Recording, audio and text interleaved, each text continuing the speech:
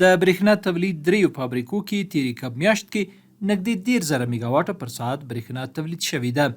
د برېښنا تولید ریاست اړوند نغلو، سروبي او ماهیپر برېښنا تولید دریو واړو فابریکو کې تیرې کب میاشت کې ټول 9,226 میګاواټه پر ساعت برېښنا تولید شوې ده.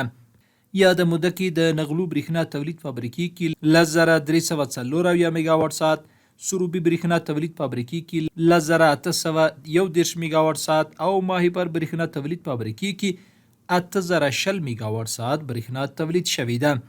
تولید شوې برېښنا د عمومي سیستم له لارې له وارداتي برېښنا سره یو ځای پیرودونکو ته ویشل شوې ده.